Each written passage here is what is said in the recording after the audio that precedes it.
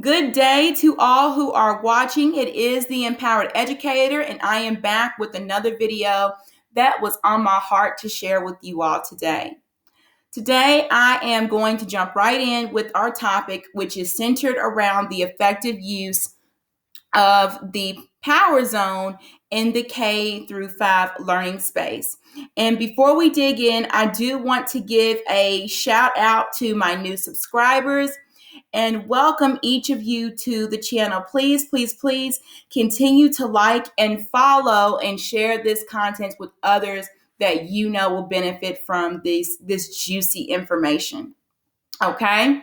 And at the end of this video, I need you all to stay tuned because I am gifting a classroom with a set of student self-care kits, and I want you all to have more information about how you can apply for entry into that opportunity, okay? So before I go any further, I do want to address the mission, vision, and values of Empowered Educator, okay? So the mission is to empower priority school educators, children, and families through culturally responsive instructional practices that promote marginalized student academic achievement and positive behavior outcomes. The vision is to empower and educate the whole child, as well as their caregivers and teachers through culturally responsive instructional practices and routines. And our values are to teach a mind, to touch a heart, and to change a life. And we know that through each of these components that we are making the difference that we wish to see in this world, okay? So today we are addressing the use of the power zone in the K through 5 learning space. And some of you might be asking, well, what exactly is that? And here I actually have a definition from the Fundamental 5, the formula of the formula for quality instruction. And this book actually shares with teachers and school leaders the 5 practices that every teacher should use to promote instructional rigor and relevance and student performance, okay? And chapter 4 specifically addresses the work in the power zone. And it reads, the most effective place for a teacher to conduct their craft. It is teaching or monitoring in close proximity to one student or a small group of students or the entire classroom full of students. And that's actually quoted from this book, The Fundamental 5. Now, the book offers a variety of different ways for teachers to put themselves in the power zone. But the idea that I am emphasizing in this video is the area of the carpet, okay? The area where you have your carpet or your meeting space in your classroom at all times, okay?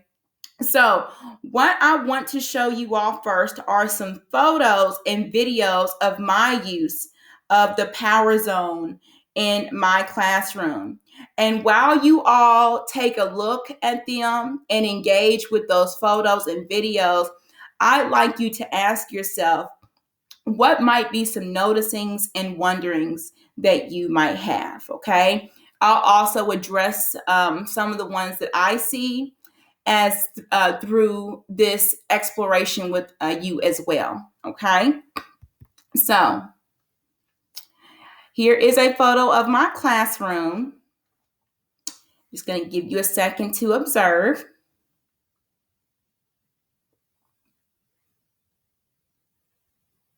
And what I want you to notice are how students are sitting. As you can see, they're in rows and columns. And all, if not most, are completely engaged. Versus if I had them doing this activity at their desk or at their tables. I wonder if that engagement would still be as increased as you see right here. In this photo, you can see that students are using their mirror mantra sets to speak positive affirmations into themselves. And we Do this exercise twice per day. We do this exercise once as a whole group, and then independently when students utilize their self-care kits during literacy centers or if they're taking a break inside of the classroom. And if you are someone who's actually interested in adopting this program, please email me using the information that is in the description boxes below, okay? I'm going to show you all some more images of effective use of the carpet area. I know you all are probably saying, she doesn't even have a carpet. I used to have a carpet, pre-COVID, but just to make sure that we are being safe at all times, I do not utilize the carpet right now, and we are in need of some new ones at this time. They've been put up for so long.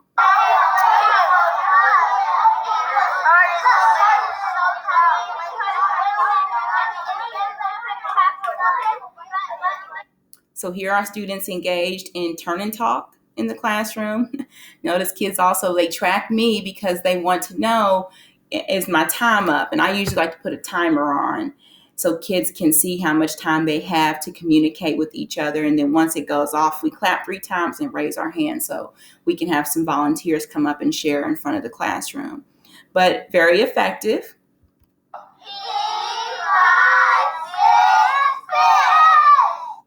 Corrective action instruction.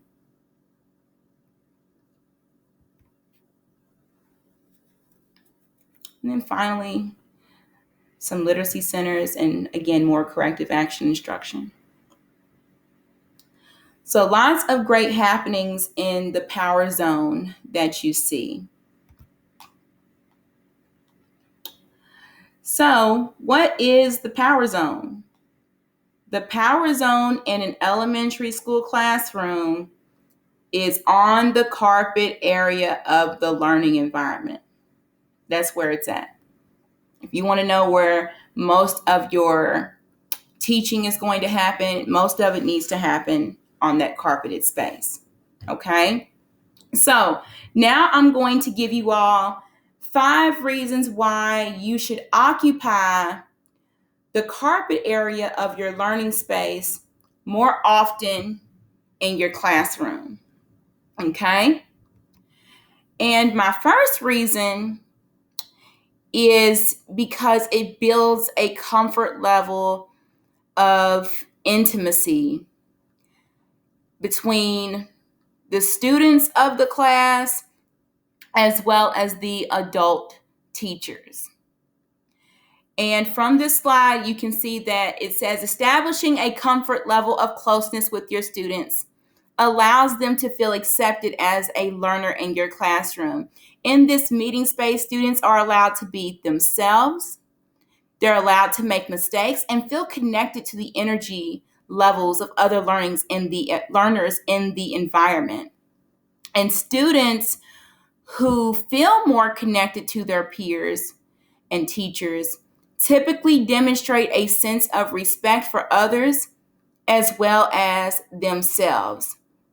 And this day and age, folks, intimacy is so important. It allows us to walk into the vulnerable side of our being. And that is a critical aspect of human development because as people, we have been in crisis mode for far too long. Some longer than others, especially those of culture who have experienced trauma. Closeness allows a relationship to be established, as well as a comfort level of trust. So the first reason why you should utilize the carpet area as a power zone in your classroom is because of the level of intimacy it builds. The second reason why you should occupy the carpet area more often for instructional purposes is because it increases the class level of engagement. Students who are engaged with the teaching content typically achieve at higher levels when compared to students that are not. Students who are academically engaged have a longer attention span, a willing attitude to try a new challenge, and an overall higher level of achievement. It's the attentiveness for me. I absolutely appreciate the level of engagement my students demonstrate when we are actively learning on the carpet. And you can diversify your instructional activities in any way that you want to keep students engaged, which leads me to important point number 3. Less opportunities for distractions. And I find that when my students are closest to me while I'm teaching, there is no need to look around or to engage with something not related to the task. Distractions decrease opportunities for learning. When students are gathered on the carpet, there isn't much reason to get distracted by something not related to the task. Distractions can be as simple as a door opening or someone tapping their pencil. But with teacher proximity in effect, it is less likely that attention will shy away from the task at hand. Okay? This is also why I am not a big fan of learning at student tables or desks. Now, don't get me wrong, I utilize those spaces in the classroom, but at very minimally. Okay, I do not use them as frequently as I see others use them. And for me, tables and desks can be distracting. Kids kick the desks, they kick each other under the tables. It just causes distractions. And learning at tables requires a heightened sense of self-awareness. And I'll talk a little bit more about that here when I get to some of the next reasons. But a lot of that is appropriate based on the child's level of development. And that's why you got to scaffold some of that carpet area and table area. You have to help students, you have to guide that practice so that way when students are going back and forth between those areas, they are able to do so effectively without creating distractions. And transition time is also very low. Okay. So far, you all, I have given you 3 reasons why the carpet is the power zone in the K through 5 learning space. And I want to ask, have any of these reasons thus far resonated with you? If so, please give this video a thumbs up or like and subscribe to this channel for more videos about confirmations of your teaching. Okay? Also, drop some down in the comments below. Let's use this space to share the air. Let's move on to reason number 4.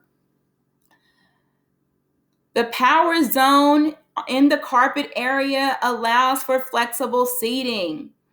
I know that we like to do the bouncy seats and the seat cushions, which are great ways to offer flexible seating in the classroom. But I'm old school. I'm a young soul with an old school way of doing things. I like to improvise because us teachers, we ball on a budget. So there are different ways that you can offer flexible seating in your classroom, especially in the carpet area. I allow my students to lay and learn. I allow them to use the red chair desk to sit on. We also sit in circles or basic rows and columns. Okay, there's lots of variations to flexible seating when you are on the floor in your classroom. And my students appreciate the flexibility because it offers them student choice. And that goes back to building that autonomy and self-governance in the learning space. All right. So here it says, student choice builds up self-governance in the learning space. Students should be given various opportunities to sit in the classroom. Opportunities include circle time, rows and columns, lay and learn, plus many more. Choice seating increases levels of engagement and student autonomy.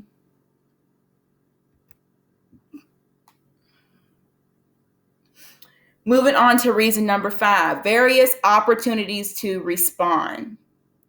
The carpet area is a convenient spot for variations of formative assessment. And as you can see from my photos and videos, I showed you different ways that I utilize that area on the floor. Whiteboards is one of my favorites. Turn and talk, mix and mingle, mix, pair, share, traffic lights, positive affirmations, doing our mirror mantras in the morning. There's lots of different ways that I like to utilize that space. And you can use it for as a literacy center. I have 2 centers that's actually down there. That'll be a video I do soon. It's just talking about how I utilize self-choice literacy centers in my classroom. But anywho, that carpet area is still operating within the power zone, okay? And having those various OTRs help students keep themselves engaged as well as advance those levels of achievement. And then reason number 6 is developmentally appropriate. I think right now in this day and age, we're growing our children up so fast, and their bodies and behaviors are maturing more quickly than their minds. And I believe it's important that our students are still treated as if they are students or like they are children. Okay, these are especially in elementary setting. Our kid, y'all, I'm 5'2", so I'm short. I'm a short woman, and students are taller than me. But regardless of my height, I'm still the adult and you're still the child. And I have to explain that to children and let them know that my job as the adult is to protect you. You don't have to come in my classroom being on defense mode or feeling like no one's here to control the environment, or you have to be in control. I'm in control. You're in control of what you can handle. I'm in control of what I can handle. But you are the child, okay? There are roles of a child and there are roles of an adult. So when I think about utilizing the carpet area, I still see my students as kids. So here it reads that students still feel like children who come to school to be better versions of themselves. Oftentimes, when we grow our children up too quickly and believe they are ready for table and desk too early in their phase of development. And I told you this before, that table learning requires a heightened sense of self-awareness and self-control. And these are both critical areas that children do not acquire. These are skills that children do not acquire until they've reached somewhat around that intermediate level. So again, this is the primary class that I'm teaching, and kids are able to go from the carpet to the tables pretty good. I prefer to work more on the carpet because it's my power zone. And I've seen other educators, especially those in intermediate, still utilizing the power zone on the carpet. I think that when we start moving into tables and desks, it creates separation. It creates distance. I want to be as close to you as possible because I want to make sure that you're nurtured and that you're getting the education that you need on the level that you need it on. Okay, and we're also building that sense of empathy between each other. So those are my reasons why the power zone is effective, most effective on the carpet area. All right. So today I've given you all pretty much 6 reasons why you should be utilizing the carpet space as your power zone. And I'm just going to give you all a quick overview of, who I am as well as the services that I provide. And that is my business card available there on the screen. I also recommend different books for you to read. I also recommended the Fundamental 5 in the very beginning of this video that you can also refer to as a book to continue your research as a teacher. And then as always, y'all, we got homework. We set that goal. We make it happen, okay? And I told you all to stay tuned to the end of this video so I can tell you all about this special gift I am giving away. So I am offering one class and teacher a class set of student self-care kits. And if you want to learn more about those kits, there is a video link below in the comment section, as well as the Google form to submit your entry.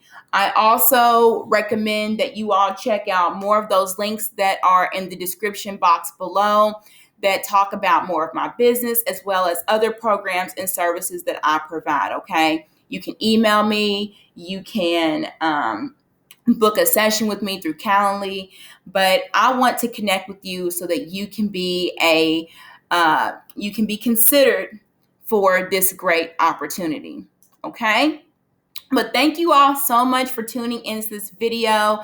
If any of these things resonated with you, I need you all to drop it down in the comment section below. Let's make this a space where we can continue to share the air. Thank you so much for your time. I hope that these strategies, if you're not already doing them, you will consider utilizing them in your practice. Good day.